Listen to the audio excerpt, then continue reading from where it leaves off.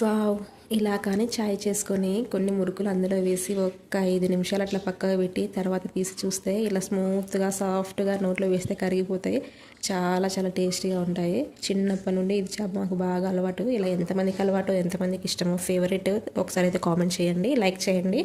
అలాగే వీడియో నచ్చితే సబ్స్క్రైబ్ చేసుకోండి. నెక్స్ట్ నేను మొన్న మా అమ్మ పంపించిందని చెప్పాను కదా, మురుకులు, ఈ వట్టి ముక్కలు, సొరకాయ, గుమ్మడికాయ ఇవన్నీ కూడా కారపూస. ఇప్పుడు వాటితోనే కర్రీ చేస్తున్నాను. వట్టి ముక్కలు ఇలా ఉల్లిగడ్డ కోసుకొని ఇలా ఫ్రై చేసి తర్వాత సొరకాయ వేసి పచ్చికారంతో కర్రీ చేసుకొని తింటే ఎక్సలెంట్ ఉంటుందండి. ఎవరికైనా తెలియకపోతే ఒకసారి అయితే ట్రై చేయండి. మనం మటన్ తెచ్చుకుంటాం కదా, అదే మటన్ని కొంచెం కట్ చేసి ఎండలో పెడితే అవి ఎండిపోతాయి. వాటినే వట్టి ముక్కలు అని అంటారు, ఎండు ముక్కలు అని అంటారు. ప్రాసెస్ ఎప్పుడైనా ఇంటికి వెళ్ళినప్పుడు వీడియో తీసి మళ్ళీ పోస్ట్ చేస్తాను, కావాలంటే చూడండి. కానీ కర్రీ మాత్రం ఎక్సలెంట్గా ఉంటుంది. ఇలా కానీ ఇంతకుముందు ఎవరైనా చేసుకొని వండుకొని తిన్న వాళ్ళు ఎవరైనా ఉంటే ఒకసారి అయితే కామెంట్ చేయండి. కర్రీలో కొంచెం పచ్చికారం వేసి వాటర్ వేసి మెత్తగా ఉడికించుకోవాలి, బాగా కలపాలి, అప్పుడే బాగా మెత్తగా ఉడుకుతుంది.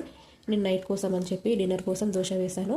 పిల్లలు నేను కలిసి దోశ వేసుకొని కర్రీ వేసుకొని తింటున్నాం. చాలా బాగుంది, సూపర్ ఉంది. టేస్ట్ మాత్రం సొరకాయలు మాత్రం చాలా టేస్ట్గా ఉన్నాయి. పిల్లలు దోశనే కావాలి అని చెప్పి ఏడుస్తున్నారు, అందుకని నేను నైట్ డిన్నర్కి దోశ ప్రిపేర్ చేసేది తింటున్నాను. Bye bye.